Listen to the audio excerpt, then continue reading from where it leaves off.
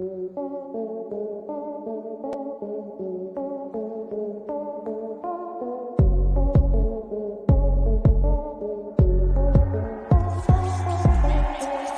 is over, now welcome to First Mint. Looking for NFT content, look no further cause this is it. From Top Shot to blockchain, they got the data chops, analysis, impact drops, the shows equate a hot. LG and Phil D, the best amongst others. Best brothers to happen to ball since the Ball brothers. So settle in cause it's time for the best show. Ayo Quad, who we reppin'? First Mint. Let's go.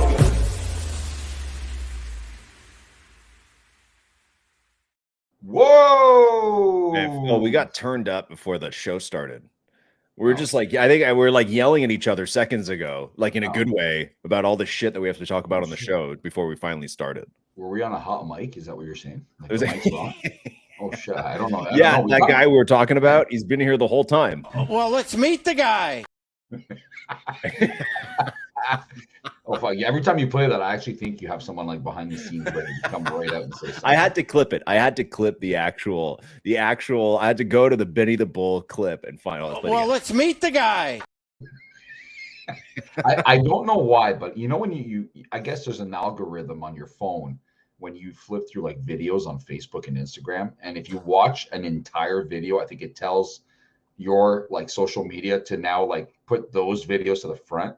And I watched a Jerry Springer one the other day, and now it's all Jerry Springer. Like out of nowhere, all the videos are Jerry Springer. And man, I don't know if I see it differently now than I did back in the day, but I would find it like I was so tuned into the show back in the day that now if I saw it, I'd be like, man, this is ridiculous. Like I knew it was fake, but it's outrageous how fake it is. And some of the stuff that people say is like, I think they were planted there, man. Like what in the world? Like this lady stands up and she tells the guy, she's like, hey, I bet your woman didn't know, or she didn't tell you that she's 20 times bigger in person than on video or something. And the whole crowd goes, woo. And then the girl goes on the stage and starts brawling with the actual chick, the guy's girlfriend. The thing is that like I think Jerry's like that type of TV was right in that sweet intersection where tons of people wanted to be TV stars, but before there was like YouTube where people could just do it on their own. So it's like right in that sweet spot where you have like so many, because the other thing too is that I'm like you know, you watch it and you're like, there's no way these people are real. Like these are actors, but at the same time, you're like, those don't look like actors. Like they look like real people. And then sometimes you'd hear about like, there'd be a show and one person would like kill the other one after the show. And you'd be like, oh shit. Like that was, I thought it was all fake, but it was real. Like it's actually real stuff. I don't want that to happen, but you know what I mean? Like sometimes you get like a dose of reality, be like, wow, okay. Like those aren't fake people on Jerry Springer. Those no. Well, no, it wasn't all fake people. Some of the stuff that was said and the people in the crowd and stuff like that were fake. But yeah, I'd love some insight. Like I would watch a documentary on that. Like if there was like a tell-all on how all of that went down, and if you know there was a person with like a script for these things, like even the whole Benny the Bull thing. Like who the hell came up with Benny the Bull? That was good. Yeah, they had good writers. That's all writers, right? So, but yeah, I mean, I feel we don't have shows like that. I don't even know if shows like that would be allowed nowadays, or I think it would cross too many lines. But that's what I'm saying is because of YouTube and TikTok and stuff like that, like those types of people just have their own like thing that they do. There's no like, it's not set up the same way, you know? So it's not the same. And also, you know, I agree. I would totally watch like a 4-part Netflix series about Jerry Springer. The thing is, he passed away earlier this year. He did. So maybe now's the time, right? Well, maybe now's the time. I mean, he'd be like I'm thinking like Last Dance style, you know, but he's gone now. So I don't know if they ever recorded with him before, but I'm sure a lot of the producers and like Steve, the security guy, I'm sure all those people are still alive. So you can. And Jerry was actually still in pretty good shape in recent years because I did see him on some shows and stuff like that. Which means it wasn't like he wasn't able to do anything or talk or any of that. No, yeah, he was still active. Right. He was still active. So maybe it was in the works. Hopefully we see something. What was the other one? Maury Povich. He's still around. That whole like he's not your father and all that. Like I'd love to hear about that. Like the ninth paternity like test. 20 guys come out and like and then their reactions were the best. Like when they said they're not the father, they were like shoot all the other guys, be like bang bang bang, it's not me, it's you, and shit like that. And then or when it was them, they'd like just collapse and die. I know, such trash TV. but I feel that it was better trash than some of the trash that's out there now. It was more. yeah. But I people, feel the with other all thing, these groups and stuff, there'd be and problems Phil, with every show. That's people also forget that it's like there's, now we watch clips of like Jerry Springer, Maury Povich, but that there were many other similar shows. Like it wasn't like they weren't the only ones. Like there was Sally, there was Ricky Lake, like, and then these were things they weren't like trash. It was trash TV, but it was like part of pop culture. You know what I mean? Like right. in songs, people would talk about, like, Ricky Lake is like in an Offspring song. You know what I mean? Like people would talk about these, and what I think people have forgotten is that Oprah was also one of these people. Like Oprah now is like wholesome, she does the occasional interview with like the mega celebrity of the world. Yeah. But in the 90s, Oprah was also like one of these TV shows that was like just trash, where they'd have, oh, this person's revealing this thing, or this person overcame, blah, blah. And then she'd give everybody a car. So it was like more fun. But like, I don't know. I just find it's funny. Like she kind of escaped that oh yeah, long gone. She's bailed ship as that. 100%. But it's funny. I talk more about TV shows that used to be on than I talk about TV shows that are on now. When it comes to reality TV, I feel it's always going back to the Joe Schmoes and the original Bachelor seasons where it feels watered down now. There's too many shows. The concepts are all crazy. Like I saw this one where all these celebrities that are not really celebrities are in some kind of military boot camp right now. Have we not done that like 1,000 times already? Right. Oh yeah. I don't know, man. I have a hard time getting into these things. Like people from shows like Vanderpump Rules and things like that are like, they take the most controversial characters, they put them on these reality shows with other B-list actors or whatever, and they make them almost kill each other. And I don't know. I keep seeing commercials for that. Sounds kind of twisted. I just want to point out, we're 7 minutes into the show. It's the first day of the NBA season, and all we've talked about is Jerry Springer's legacy and like other similar TV shows and how they don't exist anymore. Well, I'll tell you something. That's because everyone else right now is in the Mike Zakarian live show marathon, going absolutely crazy. LG, I have to say, and I told you this before we came on to air, we love Mike. Mike's is a first mint day one. He's in our Discord and everything, and we've always supported Mike, and he's always supported us. But I went in there about half hour into that marathon earlier. Like I know you do the exact same thing.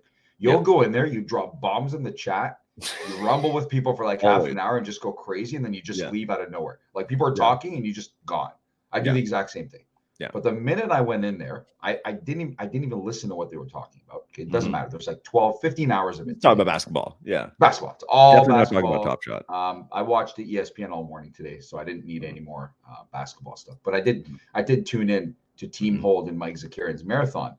And in the chat were obviously familiar faces, right? It's almost always the same people in there. You have a decent amount of viewers for there. But I had 2 or 3 people be like, yo, the real Phil D. Whoa, they write. And then they're like, is LG coming on? I'm like, I can't go anywhere in any of these live videos or chats without people asking me about you all the time. And like, yo, is he coming on the show? Where's LG? I'm like, he's preparing. I go, he's studying. He's studying for 10 hours leading up to our fantasy basketball. So I don't get embarrassed like in football. Yeah, that's right. So I feel like for the first time in months now, the NBA is sort of taking over in the mainstream media. I watched ESPN all morning, and they tried to sneak in some NBA. It was actually really funny. So on First Take with Stephen A. Smith, Shannon Sharp, and all those guys, the show runs from 10 a.m. Eastern to 12 p.m. sharp. At 12 p.m. is SportsCenter, or not SportsCenter. Sorry, McAfee comes on, and we have to talk about McAfee too, because something he said today made me laugh. But so they were near the end, and the host Molly Karam was like, all right, so NBA starts tonight, and then she's like, oh, wait, we're going to commercial. I'm looking, it's 11:56. I'm like, they ran out of time. They've been talking football the entire time. So no matter what, I know the NBA like opening is huge tonight. I will tell you right now, from the 4 hours I had that thing on this morning, they talked about the NBA for a maximum of 20 minutes. Okay. It's still the NFL and like now we got 2 hours of Brock Purdy this morning. Yeah. Okay. And how he's not what we thought he was. The typical NFL reaction of like, oh my God. Yeah, he loses what's 2 wrong games. with him? It must be. It means he must be terrible. Yeah, he's gone from Tom Brady to Gardner Minshew or something like that. And LeBron is probably furious about this because LeBron's playing tonight. He's in the first game. He's at the defending champion's home for their ceremony. And I guarantee you, while that banner's going up, they're going to show LeBron on those sidelines, taking it all in, giving that season look 21, baby. Here we go. Yeah. He's the oldest player in the league. Did you know that? Oh, yeah. Now that that's crazy. Iguodala gone. Yeah. Wait, hold on. How old is LeBron? He's not LeBron 40. is a year older than me. So he'll be turning 39 in December. He's like a 11 and a half months older than me. Because his birthday is like December 31st or something like that, 1984. Really? So he is 38. He'll be 39 shortly. Oldest. But that's also because he started when he was 18. You know what I mean? So there's also I think that's his age. No, wait. So I mean, the hype is there. No, he's turning 40. He's turning 40. Sorry. He has to be. Yeah, I was gonna say. I think that was what they were saying. But yeah, the hype. No, he's 38. He's 38. He's turning 39. Sorry. Yeah. Okay. All right. Well, so he's not yet 40. He's not even 40. They'll make a bigger deal about it when he's 40. But hold on, I have a lot to say about everything that you said because you want to make tangent. All right. Let's in reverse. Yes, NFL headlines, because I think NFL is this is a point where it actually kind of starts to get interesting. It's less hype at the start of the season, and now you're seeing who the contenders are, who the teams are that are out. You had a massive Eagles and Dolphins game the other night that I think is really gives you a sense of where things are going to shape out.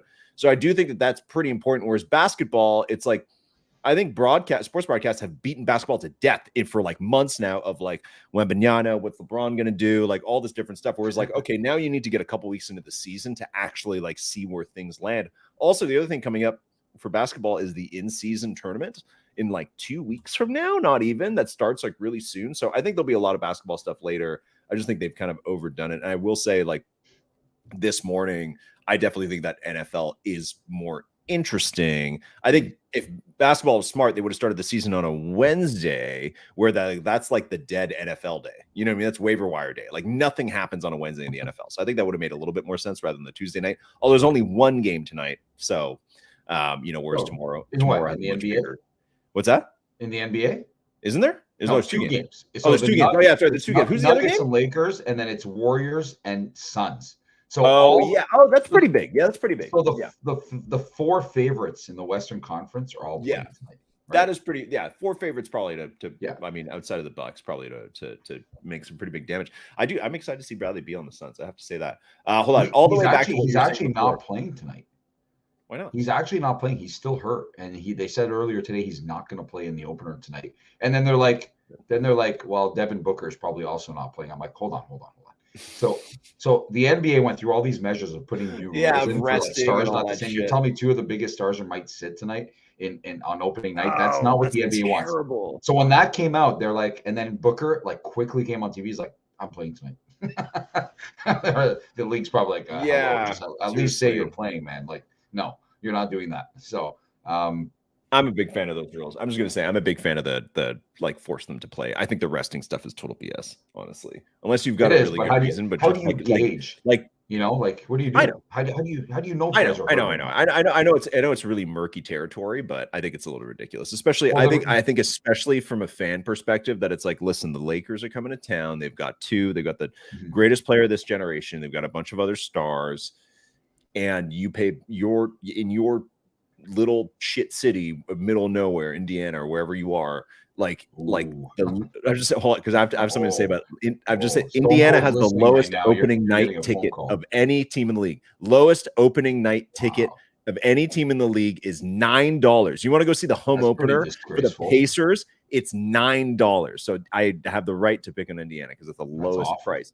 Anyways, but when it's not $9 is when the Lakers come to town. It's way more. And I think if you pay that money and you bring your whole family and you go to see LeBron and at the last second he's not playing, it's total BS. Last year, I was in San Francisco to see family over Christmas, and I bought tickets for me and my not brother-in-law, but anyways, we married two sisters, so I'm my in-law, whatever he is. No, that's still brother-in-law type of brother figure. And I was like, let's go see the Warriors and the Jazz, and Clay. no, Steph was out. I think Steph had been injured, and then the day of, Clay said he wasn't playing, and it was like literally for no reason. He was just sitting there, and I was like, God damn it, man, that was, and Poole just crushed them. But yeah, well, the NBA is like that though. The NBA is one of the only leagues where half of the cities in the league, the fans come out to see the other team because it's such a star-based, focused league. Absolutely. I mean, the NFL is too, but the NFL is like the stars cannot afford to miss a single game. NFL's the experience too, though, because there's only how many games they play a year? 16, 17? Yeah, right? 18 now, I think, is the full schedule, or 17, or whatever the hell it is. There's 18 weeks. There's 18 weeks. 17 they each have a bye week. Whatever the hell they changed it to. Some weird shit like that caused all sorts of chaos last year. Yeah, whatever it is, though. It's once a week. It's like a ritual. I'd say like it's way more like going to an NFL game between two garbage last place teams is way more fun than going to an NBA game of two garbage last place teams. It's way more fun to go to the NFL, right? By the way, who are the Pacers playing in that $9 game? It's got to be a garbage team. It has to be someone like the Cleveland Cowboys. Sorry, let's pull it up. Teams like Cleveland and Orlando are always going to be first that come to mind for garbage teams, but they're actually not that garbage. No, there's some. It might be a Cleveland. Hold on, let me pull up that chart I saw. I should have had it ready. For $9, it's got to be a team that nobody cares about. Who do you think? Okay, actually, here before I pull I'll it say up, Washington. That's my guess. Who do you think is the top, like the most expensive opening night? And what do you think is the second least expensive after the Pacers? Most expensive, I'm going Golden State. They're third. They're tonight. third. They are third. Lakers, Nuggets, and Lakers has to be the highest. Lakers is 2. 2. Knicks number 1. And this is for their respective home openers too. Keep in mind, this isn't for necessarily like it is tonight for the Warriors and no, that's Nuggets. right. That's right. But it's not. You mean not the games today or tomorrow? You mean no, like the home opener. Well, right. There's home openers for a bunch of teams, but some teams don't have a home opener for like a week or two. Right. So who's above Lakers and Warriors for their home opener price? Can't be Phoenix, man. I still say the Knicks. I think the Knicks. It is the Knicks. Yeah, it has to be, man. The Knicks fans are crazy. Like no matter what, it's always going to be bigger than like Thanksgiving, Macy's parade. Yeah, the first time the Knicks play until everybody gets really pissed off. Yeah, and says screw this whole team. We're done. I need to know who the hell the Pacers are playing, man. It's got to be Hornets. Those two teams have to be playing each other in the first week of the season. Okay, here's the chart. Where's the Raptors on here? That's some BS. Who the hell's paying $51 are for 10th, I think, like 8th or 9th or something like that, which is in the past, yes, but for this year, no. It should be way cheaper. That's awful. Who the hell's paying $51? Before you go on, LG, there was the Toronto Sun, who are usually not connected to teams to the point where they're worried about what they say. And it was actually Steve Simmons who wrote the article. Mm-hmm. He wrote an article today, and the headline says, as the new NBA tips off, the Toronto Raptors have become irrelevant. I love it. People are so mad, as usual, right? But pretty accurate. Who the hell cares? And even Pat Bev, for whatever reason, okay, is Pat Bev on the T-Wolves? Is that why he's talking? I don't know where he is now. The Raptors are playing Minnesota tomorrow night in their home opener. Yeah, he must be on Minnesota to be talking right now, or else why would he even be talking? Isn't he on like Chicago now or something? I don't know where he ended up, but I'm assuming the only reason he's talking about the Raptors. He's on the Sixers. He's on the Sixers. So why is he talking about the Raptors? I don't know. I don't understand that. Anyway, maybe they're talking about other teams. He said that if he met Pascal Siakam and OG Anunoby in a dark alley, he would walk right by and not be scared. He said there's no. Would elaborate more. I want to hear his list of guys he'd be terrified of. He said there's no dog. We have no dogs. We got no dogs. But he's right. He's right though. When Paul Pierce said the Raptors don't have it a long time ago, he was right. He was right. And then we traded DeRozan for a player who had it. And then Kawhi gave it to a few other players on the team who have now like moved on to be kind of it players. But now that vibe is gone, and Anunoby and Siakam forgot how to have it completely. And then there's nobody else from the team left, anyways. So. I can't believe they're way up there. Raptors fans are crazy. I mean, that's but we I think like sports. MLSE that owns the Raptors and the Maple Leafs and a bunch of other shit. Like I think, and also owned by the two major telecom companies in Canada. I think they're just milking like the success from 5 years ago, like for everything it's worth. Like they're just gonna milk it for a long, long time. Be like, remember that championship? Anunoby was on that team. Well, he was on the bench. That was pretty good. Like that's basically like how they're swinging it. the in-game experience, though, the in-game experience for the Raptors is one of the best in the league, and that's where they get their crowds that still come out. Is that if you go to the game is almost secondary to what goes on during the game, right? There's stuff going on everywhere. Drake might be there. He's in town right now. He actually filmed a video on top of Scotiabank Arena the other day and thought nobody would see him. But if you've seen the amount of condos downtown Toronto, all the people are on their balconies like screaming his name, and he was like, "Hey!" That's pretty crazy. But yeah, to come back to this, like I agree with you. Well, I mean, okay, nobody, honestly, probably very few people listening care about Raptors home opener tickets, but it's $6 more than the Bucks home opener, which is like the Bucks, like it's $8 more than the Mavericks, like. And $17 more than the Sixers, like that's $37 more than the Thunder. Like there's a lot of good teams here that I'm sure have good in stadium things, but that are way less. Anyways, the second worst team for the second cheapest team is the Hornets, Grizzlies, Cavs. So you were pretty close on that one. I'm not surprised. I'm not surprised at all. Yeah. Phil, hold on. Wait. So we were talking about that first day NBA season. There's a few things on the NFT side to talk about, which again, it's like this should be the big launch day for a lot of these things. Mike Zakarian, and again, I'm going to reverse of what you were saying before. Mike Zakarian was doing his annual full day stream. So people that don't know Mike and Team Holdmate, you probably do know him, but they've been around pretty much as long as we have, covering like Top Shot originally and then expanding to other sports NFTs, really good friends.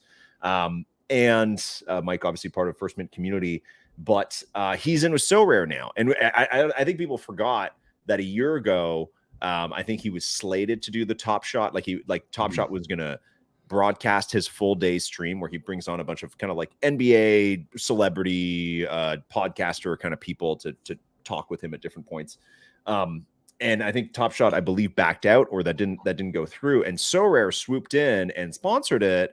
And then Sorare also gave affiliate deals to a lot of the other streamers. I gotta say then, and I say now, I love that strategy. I think very well played by Sorare to kind of come in and scoop up all the Top Shot diehards and give them like juicy little affiliate links to go and promote Sorare. Also, Sorare, I think, is a good product, but there was a huge problem last week, Phil, when Sorare released their season 2 stuff. Do you know what the problem was? I know where you're going with this. You absolutely hated what the cards look like. I saw your post again. Man. I love the product. I love what they've done. We had Nicholas come on the show for a one-on-one interview with me. That was good. They're trying to build like the fantasy platform. They have the license, not DraftKings. I think all that is really smart. I think comparing them to Top Shot is apples to oranges. I don't think it's fair, but they released Series 2 card design. And again, these cards, you just buy them as NFTs. You buy them at auction. You buy them on the secondary market from people who win them at auction. And then you put them in a lineup, same as DraftKings, right? It's very simple. Something happened in the design department. I don't know if they had staff cuts or what, but the Series 2 cards are freaking hideous. And I know the Sorare people are probably pissed off that I'm just obsessed with this one like footnote of the season. But look, the one on the right is from year 1. It's Tyrese Halliburton. Looks like a normal, tough basketball player. I want my athletes to be like tough looking. They're going out there, they're battling. The one on the left is from this year. There's no headroom for his head. First of all, he's mushed into the top of the image. The font is like literally Times New Roman. And there's tons of space at the bottom. I don't know why. I don't know why they have all this space here.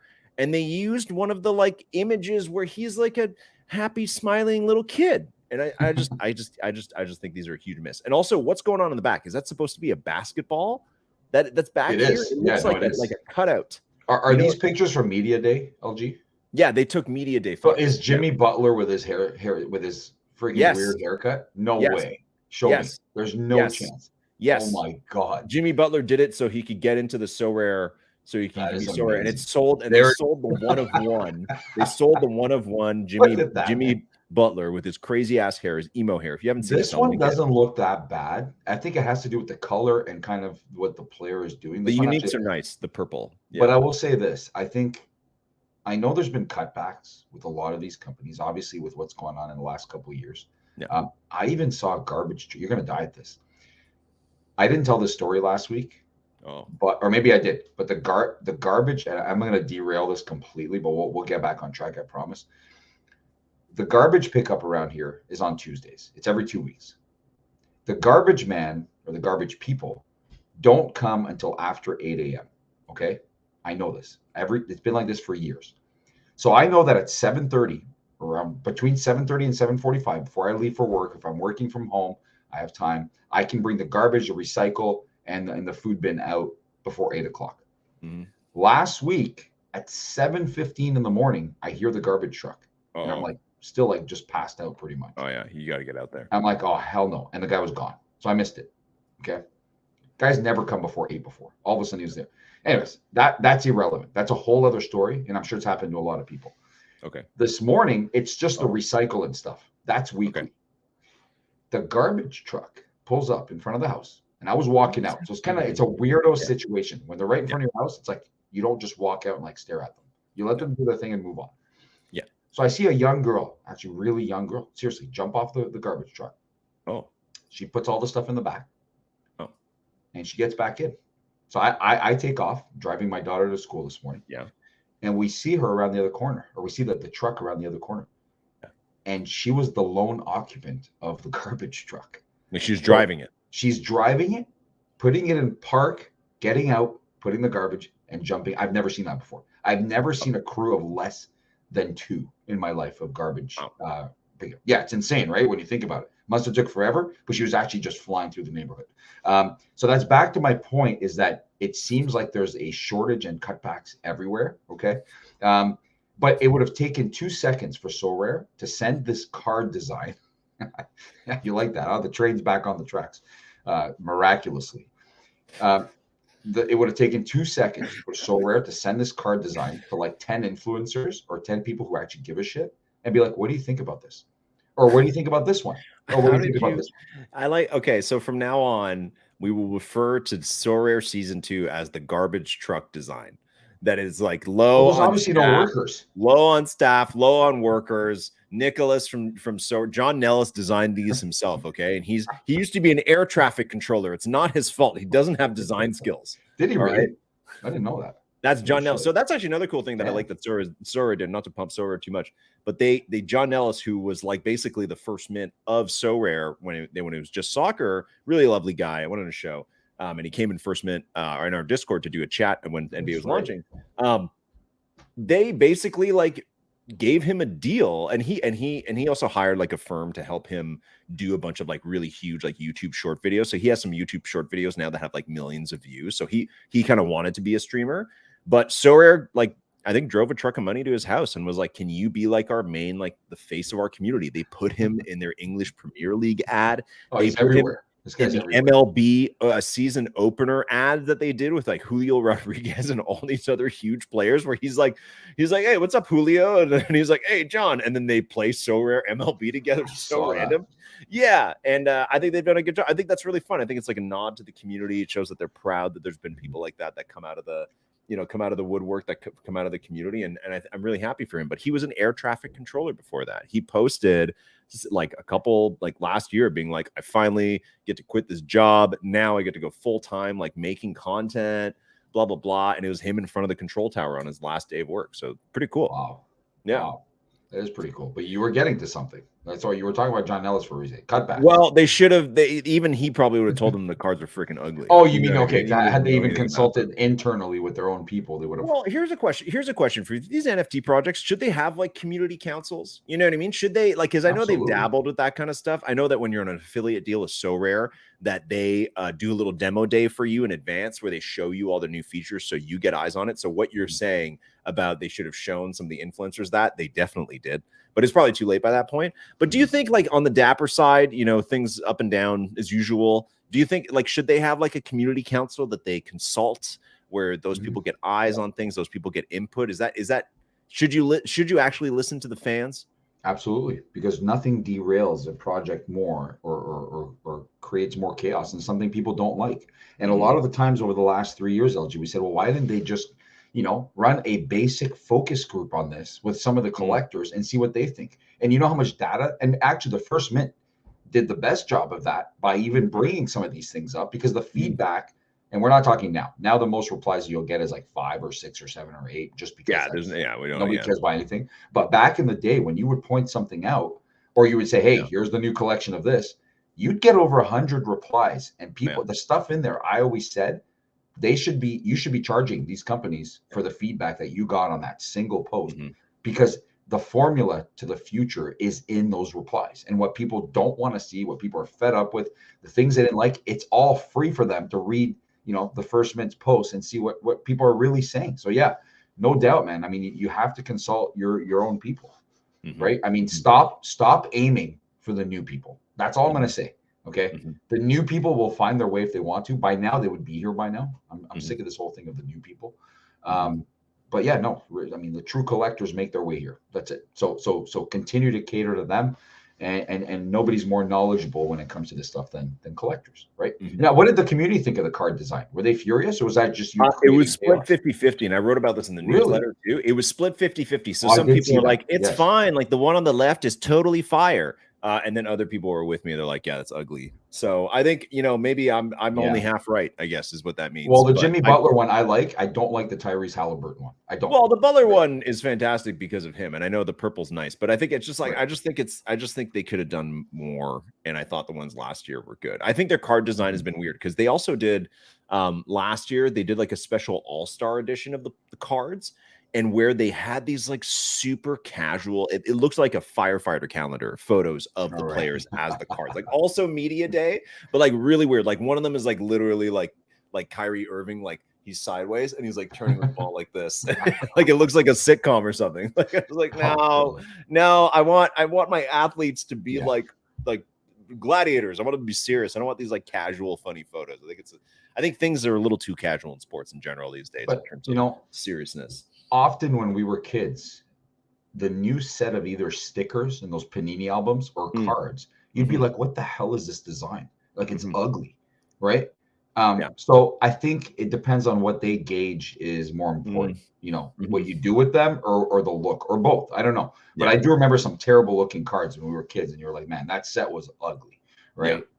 So I guess they're allowed to have an off day when it comes to that stuff. But yeah, you're right. I mean, it looks just like a cheap production type of thing, right? But everything from the fonts to the like, anyone with a sort of technical design background sees where the head is at the top there. A normal person like me would be like, I don't even notice stuff like that. But anyone who's got any sort of design background or anything like that will be like, man, that's awful. You would lose marks in school if you submitted that with the head touching the top of the damn card, right? So I agree with you there. You know that part. Phil, any interest in Top Shot season 5? Even though, and again, might be tired to talk about it on the show sometimes, but all that we started in that space. We started with that project, and today is the first day of the NBA season. So it's, it's always, I think it's always important to see what they're up to. They're still in Series 4. The pack drop today was for Series 4 and it was throwback moments, of course. But they did put out a video announcing stuff that's coming up, saying that in November they're going to have drops for all the, for Scoot Henderson, for Brandon Miller, for Victor, for Wemby, everybody. Victor and Wemby are the same person. I know that. But that they are going to do that, and they're going to have like some kind of weekly rewards or something like that. Phil, last year you were obsessed with the Spotlight series. Did you complete the set? And no. Straight answer is no. Nope. I actually sent Dapper an email a couple weeks ago, and I said, will you make an exception and unlock all my moments? I don't know what the reply was, because when I don't like things, I delete them as fast as I can. You gotta go to Jacob. You gotta go to Jacob in the DMs, man. There's no email. That's a different team. That's right. Yeah, that's like just a customer service team that's probably sitting in like Costa Rica somewhere, just like and they're like, no, who cares? Yeah, we don't care about it. Yeah, no, exactly. The guy's like, no, and then he sends me a copy of the policy. I'm like, obviously I know the damn policy, or else I wouldn't have brought this up, right? No, I've kind of shifted gears a little bit. I find that after spending an entire off season and not being able to participate in any of the leaderboards, like I have like 300 or 400 moments, more than I've ever had. And every time I entered a leaderboard, I wouldn't even sniff the top, whatever the hell they were looking for. No. I was like, okay, well, I wasn't collecting for leaderboards. But the more you do things like that, you're kind of burying the people who can't be part of it, and you're drawing attention you didn't need to. If you did nothing at all, you probably wouldn't have my attention. I wouldn't care. But when I'm getting emails every day saying, "Hey, leaderboard this, leaderboard that," oh, cool. Let me click on it. Yeah, you're 5th. You check back at night, you're like 5,000th. You know, like no. I don't, I don't know. So I want to cut down a little bit. I'll keep the stuff I really like. And I looked at my collection. I was like, what the hell's going on? Well, why am I even doing this? What's the point of this spotlight garbage? No.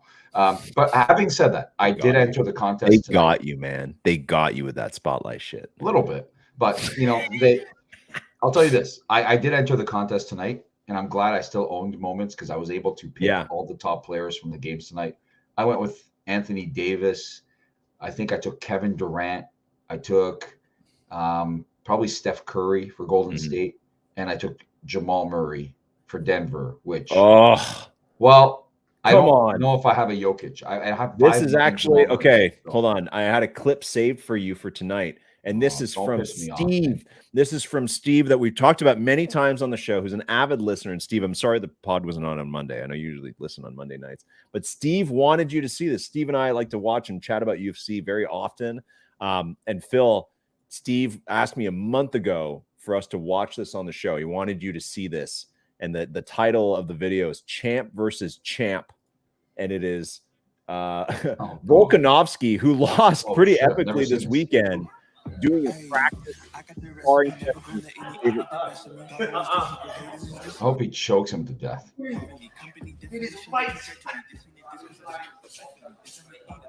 I don't know what's going on. What is happening? For those who are only listening and not watching, it's Jamal Murray and what's Volk's first name?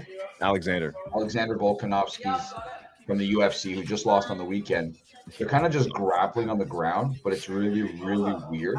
And I don't even know the context of this. What is this? I don't know. I don't know what's happening. I also thought you would enjoy this because when we were talking about the World Cup of basketball World Cup, whatever it was. Yeah. We were talking about how Jamal Murray didn't play for Team Canada. This is what he's doing this summer. Yeah. He's doing these videos with Volkanovski where they're like playing basketball together. Jamal Murray lifts him up to dunk, and they're like whatever, Jamal is at Volkanovski's like party and all this shit. Like this is what Jamal Murray was doing, is hanging out with Volkanovski all summer. Good for him. SGA is better anyways, so it doesn't matter. No, but in all kidding aside, LG, I mean, there's a lot of things out there with Jamal Murray, including that, I looking back at his history. We're not getting into it again with what happened with my daughter, but there was a history. Remember that he accidentally posted like a sex tape on Instagram Live or whatever, as if he didn't know. Do you remember that? Right. Stupid things like that, where the girl is just like, what the hell? Douchebag things like that. He just seems very immature when it comes to the way he handles himself, right? Like I saw a bunch of NFL players on the weekend, even if it was a fan, a little kid, not from their team, they were still giving them their gloves or their cleats or, giving them at least some sort of acknowledgement. So, but yeah, anyways, that's whatever. That is what it is. And yeah, you know what? When Jamal Murray said that he can't play for Canada because long season, needs to prepare for the next one, I always find that the biggest BS excuse. It's a long season for every guy in the league. Not every guy goes to the finals, but guess what? Right? I mean, this is what would prepare you for the season more than playing in like kind of like an all-star tournament. You know what I mean? Like it's not that, again, like Canada didn't win, US didn't win, right? Like these are good teams. They played against organized teams. So what would prepare you more than playing like the highest level of basketball you could find, and you're playing guys who really want it, right? Like some of those guys on Germany that won, like they wanted that, right? Like that team tried hard. So, you know what though, he was coming off that surgery, so I think was it a torn ACL that he had? I don't know. He missed almost a whole year. So he was coming off the surgery. So I get it in that sense. He did show up at the training camp. So I mean, I give him kudos there. He didn't have to show up at that training camp. He spent the 2 weeks with the team. He just wasn't on the roster and decided not to play. But I can guarantee we'll see him at the Olympics next year. So that's almost for sure. LG, I have to switch it up here just really quick. Okay, because I don't know what you're about to get into, and I don't want to get too far from what's going on tonight. We need to draw numbers for who gets the next topic. You know what I mean? No. You can have it. Like the podcast is going to turn in an aggressive direction as something else, and we need to have turn. It needs to be turn based. It's too chaotic. All right, go ahead. That's true though. Okay, all right. You're You up. can have the next one. So tonight's a big night. You've got the NBA opening night, 2 massive, massive games. Everyone's excited. Everyone's gonna watch that. And for some reason, someone at the NHL head offices, when they made the schedule for this season, completely missed the memo that of 2 things. One, it's the NBA opening night. Mm-hmm. Okay, tons of sports fans will be tuning in to these 2 games tonight. Mm-hmm. And they also missed the memo that tonight was a potential Game 7 of an NLCS or ALCS in baseball on the same night. Mm-hmm. And the NHL decided to debut their new idea, which I don't even know what the hell they called it. But basically what it is they are rolling out an NFL style schedule tonight where every single team in the league is playing. The games start 15 minutes apart all night, starting at 6 p.m. Okay. Because of the 6 p.m. start, our good friend Garland is about to miss the opening puck drop of the Leafs and Capitals tonight because he can't get there on time. All right. But the idea is that they're debuting a red zone style show on TV where they go live. I'm like, okay, where they go live to games when something big's about to happen, just like in the NFL. Okay. I need to talk about this because I'm so confused. First of all, why on earth would you pick tonight of all nights to debut this whole thing? Mm-hmm. Okay. You had actually the last couple of weeks to do that where the NBA had not started. Yeah.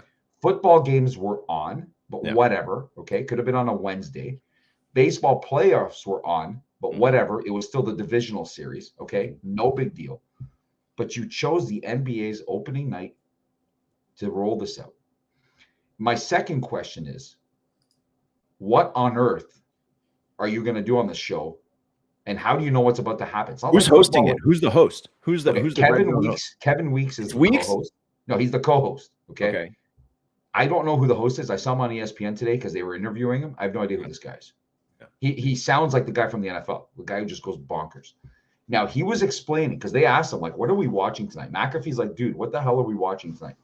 And the guy's like, well, you get to see when Connor Bedard goes on the power play, we're going to be going live. I'm like, okay. Cool. I don't know how many fans are going to be skipping the NBA games and Game 7 of the Phillies and D-backs. I got to check this out. I'm actually curious to check it out. I definitely say NBA would be the bigger draw, but do you know what the name is? No, because they have a name for it. It was awful. I heard it today. It was like the Frozen, like what a zone or something like that, or some shit like that. Oh wait, hold on. Wait. I don't know what the hell. hell. I've seen 2 different shows. Oh, okay. I thought originally it was called NHL Whip Around, which is like it could be. I don't know. It was something absolutely ridiculous. That's not what it is. It's Frozen Frenzy. Frozen Frenzy. That's the one. Yes. Okay. So So I have a small rant about NHL and the United States. Okay. Is that I find that, and this is a really good example, and this might be why hockey isn't actually bigger in the US than it is right now, because it a lot of people think it could be bigger. It's the same size in terms of like league teams and everything as the NBA, but the NBA is on this trajectory. Right. The NHL, I've always found that the way the NHL and hockey are marketed in the US is that they're marketed. It's a sport that's marketed as though it's being marketed to 5-year-olds. Like in Canada, and of course, sure, yeah, we fucking love hockey here. Tim Hortons, everything in Canada, all the good players are here from here, whatever. It's like here, hockey is just like cultural. Like Tim Hortons puts it in their commercials.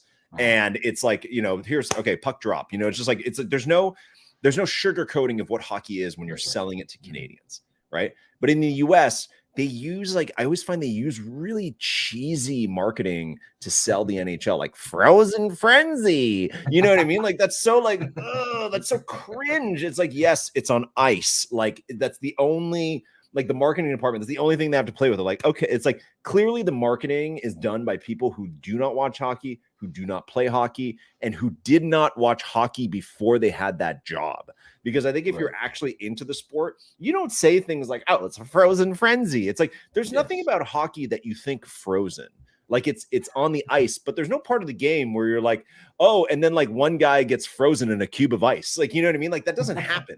Like they sell it like it's like American Gladiators. It's true, It's like, though. no, it's a normal sport. Millions of people play it around the world, and it's a very popular sport in the US. I just think that's annoying. It's like as though you're trying to sell football in Europe, like American football in Europe, and you gave it like, I don't know, what's a super cheesy name, like something about the grass, you know, upright scores, you know, or something, I don't know, something stupid like that.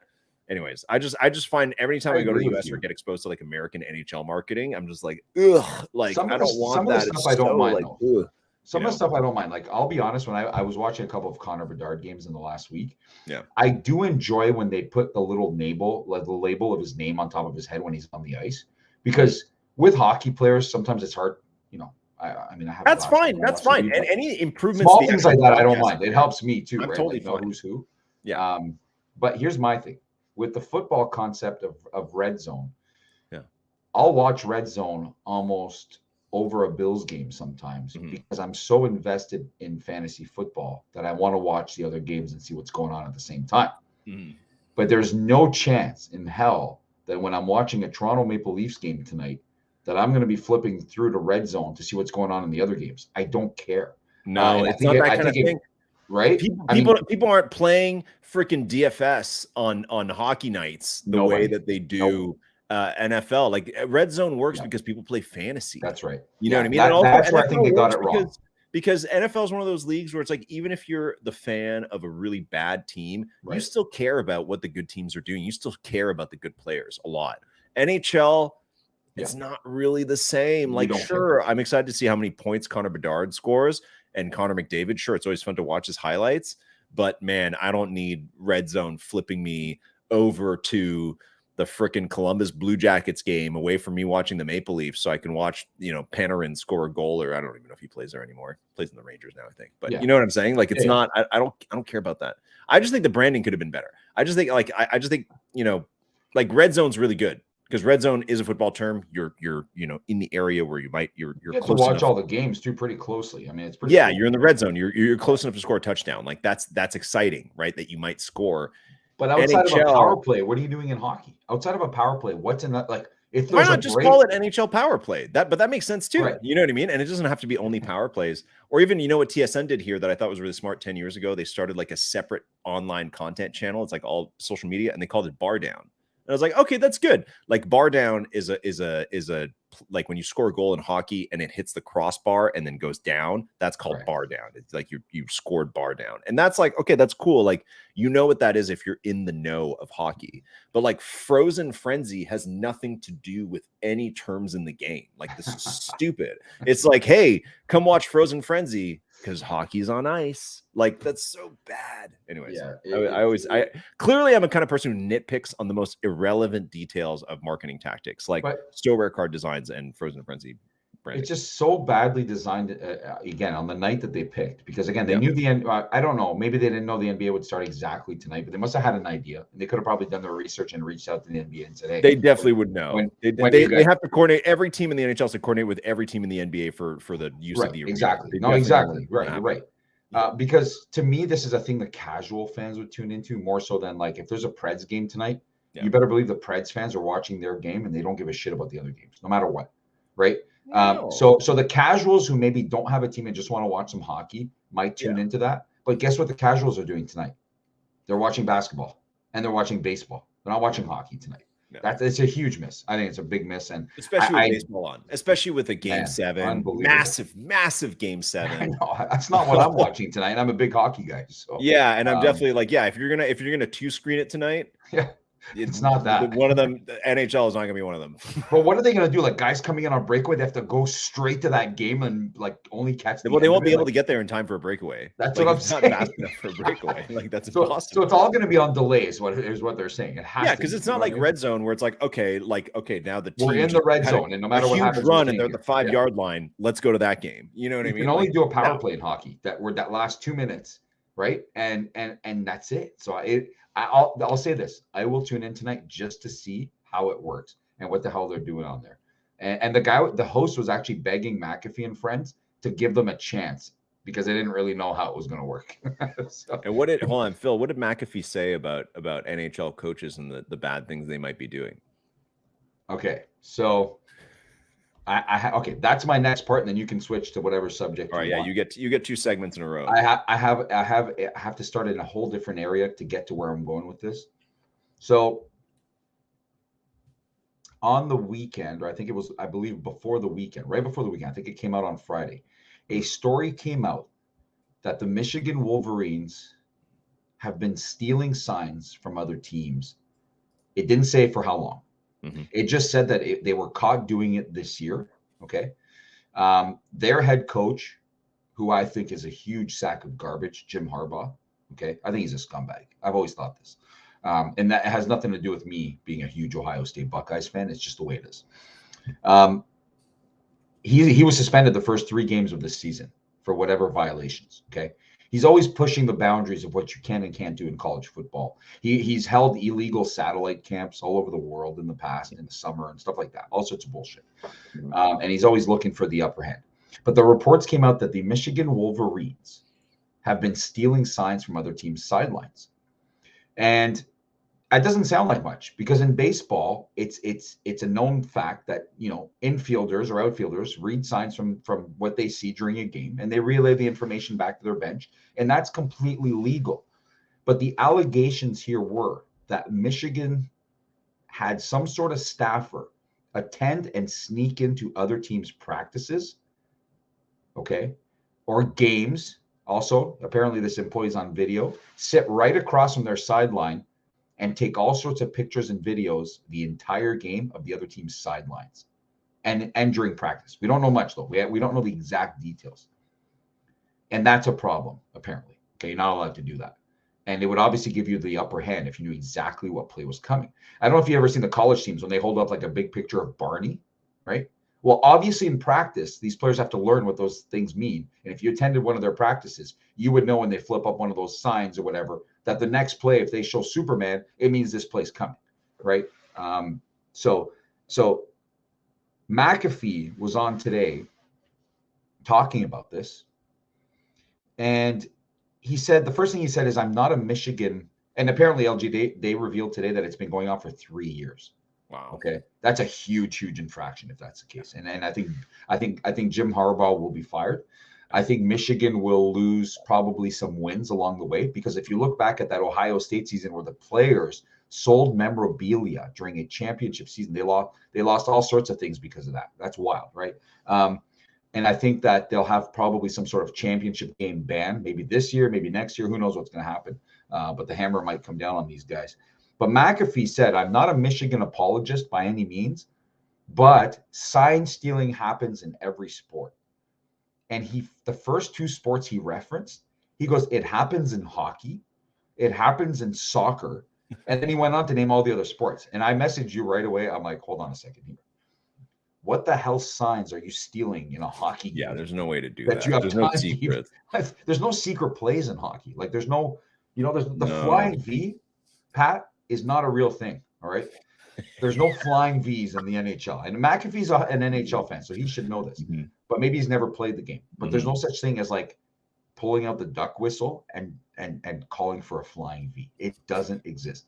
In soccer, when a coach wants to relay information to his players, he can't even do it because the place is so loud. Yeah. They don't even use hand signals. You know what he does? Yeah. He pulls a player aside that's going onto the field, or one of his players while he's near the sideline, and tells him to tell the rest of the team to play this way. Okay? There's no sign stealing in hockey or soccer. Mm-hmm. So bad example, and a huge I think it might change the landscape of college football for this season, because Michigan is ranked in the top 4, and they're heading straight for another college football playoff, depending on what happens, obviously, with their game against the Buckeyes at the end of November. One of the 2 teams will be eliminated from contention, but this is never going to go away now. And now the other schools' coaches are starting to call them out on it, and the heat is being turned up. Yeah. But I just thought it was funny. McAfee's hilarious. He wasn't in a tank top today. He was in like some nice jacket, and he was ready to go somewhere. NBA opening day attire. Yeah. And I find it hilarious that all of a sudden it's okay to have a show where there's a ton of swearing at 12 p.m. on a network like ESPN, as opposed to in the past was like, everything would be on 10-second delay to make sure that not even the word shit gets on TV during like an NBA game, you know? But now we got McAfee dropping like all sorts of crazy I don't know if he drops F-bombs, but he just, those guys go nuts. It's kind of like Barstool 2.0 is what they do. I think that's the style everyone's going for. People want, they know that like casual personalities like sell a lot more. Phil, I don't want to go too long today because we're already a day late. But I did want to ask you NBA predictions. And I've always said, and I got in a weird way tie this back to Top Shot, is that, you know, I said last year that the best thing they did was when they minted stuff, they sold packs the night that LeBron broke the scoring record. You know, and I think that the more they can tie themselves to the narrative of the NBA, I think that that's what wins. And I always said that what made All Day super successful last year was that they had playbook, and playbook was something you played on NFL Sundays. And that was important because you're following the culture of what makes the NFL really exciting is red zone style, like total chaos, right? So for NBA, I've always said they have to tie themselves into the narrative of the NBA, what's going on. And already today is a good start. They're saying, hey, Wemby is going to come out early November. You're going to get Wemby because that is the biggest storyline to start the NBA season. Is how good is Wemby going to be looking good in preseason? What I want to know from you, Phil, what is your? I want some unexpected things that'll happen. Okay, 3 predictions. 1, what is your worst NBA prediction for the finals? What is the absolute most long shot NBA finals you can think of? B, what is your absolute worst / most ridiculous MVP prediction? And C, if you can think of anything, what is like a completely insane storyline that'll happen at some point during the season? Okay, completely unprepared for this. So I'm just going to say whatever comes to mind. And you're going to have to repeat the questions as we go. I just can't take in 3 questions. The first one being, I think if you put like a most unlikely finals matchup, but that could in some weird way happen. Oh, okay. You're not saying the worst possible matchup. Okay, worst possible matchup, Pacers and Grizzlies or something. Wait, no, not even Grizzlies, because Ja will be back at some point. Well, you know, man, I don't even want to give these guys credit, but it's funny you said Memphis, but Memphis still has some players on that team. I know they're in the West. The West, you know what? Never mind. The West is too hard. But if something wild was to happen in the West, and I'm thinking the Suns, the Warriors, the Lakers, the Nuggets are not getting any younger. Let's just put it that way. Okay. Almost every single one of those teams, maybe aside from the Suns, is one major injury away from being kind of vulnerable to not being a finals contender. Every single one of them. Right? LeBron or AD go down, you can forget about it for the Lakers. The Suns, has KD played a full season? I don't know his injury history, but I know he's injured a lot. Bradley Beal already starting off on the wrong foot. No pun intended. Devin Booker, I think he's like an Iron Man, but he's hurt too right now. Anyways, any of those guys go down, the Suns won't be the same. Obviously, if Steph goes down, or Clay, who's not the old Clay anymore, goes down. I think Draymond is hurt right now, isn't he? I think Draymond's out to start the year. Is he not starting the season? Yeah, he's out like the first 2 to 4 weeks or something like that. Oh, I didn't know that. So these teams will not be the same. So for me, once Jamal Murray comes back to the Memphis was like the 2 seed last year, weren't they? Oh, I don't know if they were 2 seed, but they were like they were up there, man. They were in first, I think, for a while with the Nuggets or something. So that would be my surprise team from the West, because they've completely been written off after being picked by a ton of people last year as who would go to the finals. Ja Morant will hopefully come back a better person and a better player when he comes back from his 25-game suspension. They will be fine without him. I think the organization is a joke the way they got rid of Dylan Brooks, and I don't want to root for them for that reason alone. But they do still have some of the best players, defensively on that team. Absolutely. So I think they can keep, but you know what? I saw that Steven Adams went down today or something like that, and I think that's a big blow. So, but you know what? I'll stick to Memphis out of the West, because outside of the top 4, they're all playing tonight. There are no other options. Nobody else has even a shot in the West to make it anywhere. And out of the East, I'll have to go with. I'll give you a wild card. Joel Embiid gets traded to the Knicks mid-season, and the Knicks end up killing everybody in the playoffs, and Embiid somehow finally gets a shot to do something in this league and not cry every year. Sixers, Grizzlies are basically the same odds to win the championship as the Cavs and the Grizzlies. Oh my God. Yeah, well, that's because James Harden is like a disaster right now. Oh man, Him and Kyrie Irving, I would never take for my team. You could never convince me to trade for these guys, even if we got them for free. They're both major cancers to the teams they play on. You know, it's weird. I did leave Dallas out of that equation. I just don't think the mix is right in Dallas with Luka. The Mavericks barely have better odds than the Sixers. No, so I'm not going. You're not wrong. So I'll go with Even Memphis.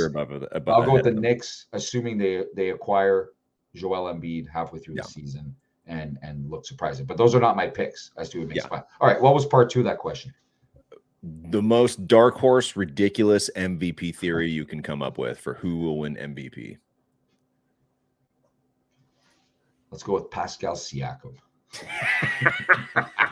Pascal Siakam is so furious at Pat Bev's comments that he would not be seen in a dark alley that he comes out in the first few weeks of the season, gets in a bunch of fights, and scores 45 points a game this year, breaking all records. You asked for something wild? That's what I'm going Something with. wild, yeah. Jokic. I mean, he did put up insane numbers for a period of time there, a couple of years ago, right? Yeah. So you never know, but yeah, it's never going to happen. Jokic, Luka, and Giannis favored right now to start the season. The NBA rarely has dark horses of any kind. It just doesn't happen. It's not. No, I mean, you have guys, but you have guys who have a major leap forward who have that like potential. You know what I mean? Like the year that Giannis won his first MVP, was he in the top 3 favorite at the start of the season? Probably not.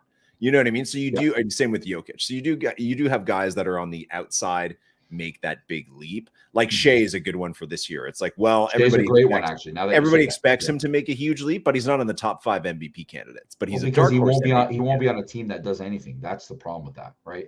Who knows? What if Chet wins Rookie of the Year? Yeah, that's actually that's another good pick out of the West. Actually, I would prefer to say that OKC somehow miraculously comes out of the West. I don't know. I think they could make some noise in the playoffs, but there's not enough experience there. I would say that I have a dark horse. This is people are going to laugh at this. I have a really dark horse Rookie of the Year candidate, and I think you'll like this one, Phil, is Brandon Miller.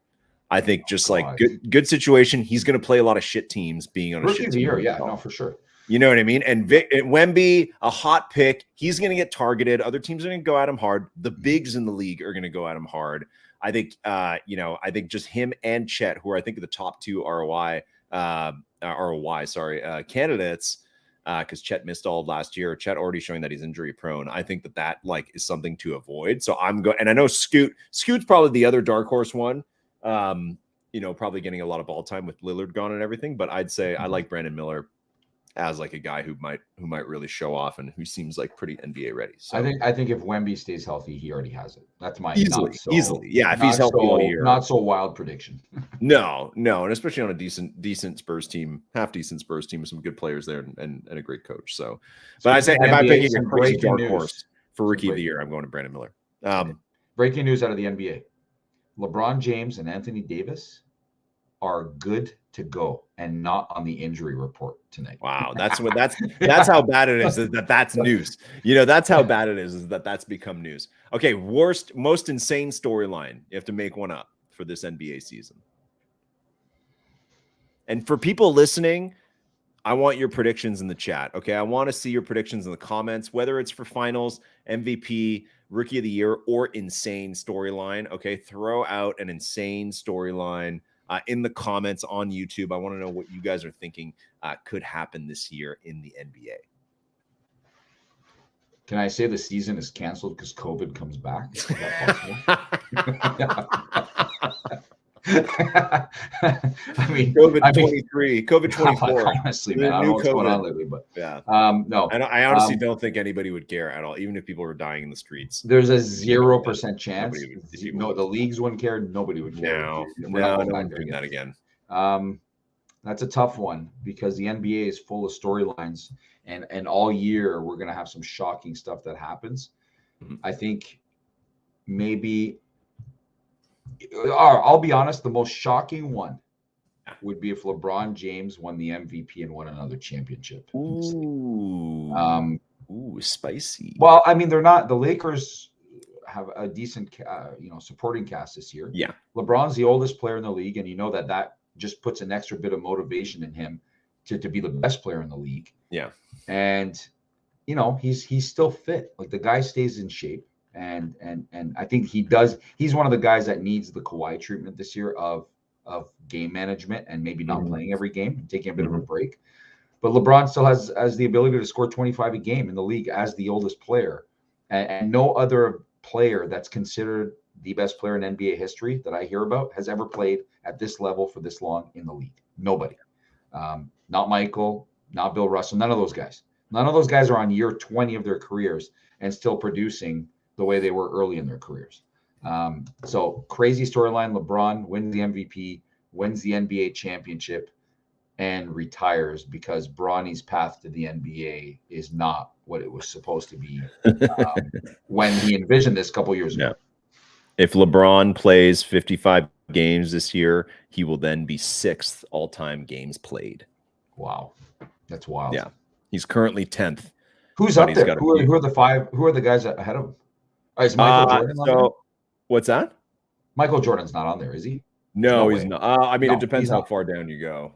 No, but he's not top 10, is what I'm saying. No. None of those guys considered in the conversation of the greatest player ever are up there where LeBron is. Jordan is 105th. He only played 1,072 games. That's crazy, right? So even Kyle Lowry has played more games than Michael Jordan. That's crazy. Yeah. That's crazy. Yeah. Wow. So let's see. So at the top is Robert Parrish, Kareem, Vince is there. Vince is 3rd. Let's split him. Dirk is 4th, which is pretty impressive. Crazy. Stockton, Karl Malone, Garnett, Moses Malone, Kevin Willis, and then LeBron. Wow. And Jason Terry is right behind him. And LeBron passed Tim Duncan, Jason Kidd, Reggie Miller last year. But the thing is that LeBron is less than 200 games away from Parrish. And 140 games away from Kareem. So he's not, and again, if he wants to play for a couple more seasons and he can log in like 60 or 70 games a year, then he's not that far off from actually breaking that either. Right. No. Yeah. I don't know. We'll see. I think he's got maybe a special season in him, but we'll see. We'll find out tonight. Opening night, wants to be center of attention. He knows about the hockey event tonight. He wants to shoot it down. Center of attention. He wants to win a Stanley Cup, and he's not available. We already knew about that. Yeah. He's not available tonight to play for the Kings. All right, Phil, last thing for the show. In 2 days from now, I think the official time hasn't been released yet, but I believe it's at 11 Pacific, 2 p.m. Eastern, but not official. That's just the latest tentative time that I have. I will be chatting with Roham. And second time in a month that he and I have a not private, but exclusive AMA on Twitter Spaces. Roham not coming on to talk Top Shot, coming on to talk NFL. The NFL all day community has been, I guess, a little upset to start the season. They're not happy with how things are going. And Dapper is answering by getting Roham out there. Roham claims that he has been in the streets a lot lately, in the NFL all day streets, keeping up to date with what's going on. And I don't know. And Phil, again, I know we have the partnership with All Day, but I have no information as to what we're going to talk about yet. So 48 hours to go until hopefully I find out what we're talking about. But very keen to hear that. So that's going to be Thursday at 2:00 Eastern. Wow. If you want to tune into that, see what's going on with NFL all day, what Dapper's plan is to at least change that community sentiment. At least make make people feel a little bit more chill about what's going on with the product there. Wow, that should be interesting. We haven't heard from Roham much. I saw him all over Twitter today. I mean, it's a month ago when we chatted. He's the master of retweeting stuff. But yes. Yeah, I'll definitely be there, and I'll be excited to try and get people going and see what the community has to say. People going, yeah, Rob. I love it, man. Drop some bombs in the chat. Phil, any last words from you? No, just wanted to give a shout out. I said I would do it earlier in the show, but I didn't get a chance to. A huge shout out to my good buddy Josh Peterson, who is currently right now touring with Music City Management. They are the management company for a tour called the One Vision of Queen. All right. I've known Josh for years now from my time in the US. I met his cousin. He introduced me to fantasy football like 12 years ago. I joined the fantasy football league with all the boys. It's called the American Bench Warmers League. We do baseball, football, a bunch of other sports sometimes. Actually, it's mostly baseball and football. And I ended up meeting Josh through his cousin. I didn't know anything about fantasy football at the time. I actually drafted 4 kickers in my first fantasy football draft. and that's been the joke of like the last 12 years is that I drafted 4 kickers. It sounds like that was me drafting. And when they asked me why, I'm like, right so there. I could block other people from getting those kickers. I don't know. Like, I don't know why I did that. I knew nothing. Is that when like Vinatieri was in the league and stuff? Is that when there was like a no, exactly. That's it. Kickers, yeah, Mason Crosby and all those guys. Crosby. Like, crazy ass, like that's right. 50 every game, like 4 50-yard field goals. But I didn't know anything, and these have been my guys now for the last, I'd say 12 years about is when we started going on draft trips every year. Anyways, they are touring with One Vision of Queen, Mark Martel, a fantastic show. If you like Queen's music, it's as close as you will get to the voice of Freddie Mercury. And they are super, super popular, where they have sold out shows all over Europe, all over the United States, all over the world. And they're currently on a 28-city tour in Austria, Switzerland, and Germany. And they listen to the podcast while they are there. So big shout out to those guys. If you have a chance to check out the show in your city, it's actually fantastic. I haven't been to one myself, but LG, your father, has a bunch of Mark Martel CDs that were sent to him a couple of Christmases ago. Yes, and he's a big fan. So I always told Josh that anytime they're near Toronto, we would take Dad to some VIP experience at the Mark Martel and One Vision of Queen concert. So shout out to those guys. Enjoy the games tonight. I'm excited for the NBA. I'm excited to see what happens with this NHL thing. The NFL is kind of mid-season right now, where people are writing off some of the best teams because they're having their mid-season lulls. Like the Niners have been written off today. Yeah. The Dolphins have been thrown in the trash. The Bills are the worst team in the NFL, all that stuff. So pretty exciting time. And you know what? As a sports fan, I think there's no better time than right now to be a sports fan. Oh, October's so good. Everything is happening. October's so good. Right? You know, when the NHL is having to put their new product up against Game 7 Frozen Frenzy, and LCS and NBA opening night, then you know it's a good time in sports. The only thing missing is a one-on-one interview with Sluchette that would take me away from the sports, and I would tune in. And that's all I'm going to say. Don't ask me what the hell I'm talking about. Shout out Sluchette from Heroes of the Flow. All right, Phil D. We'll see you next week. See ya.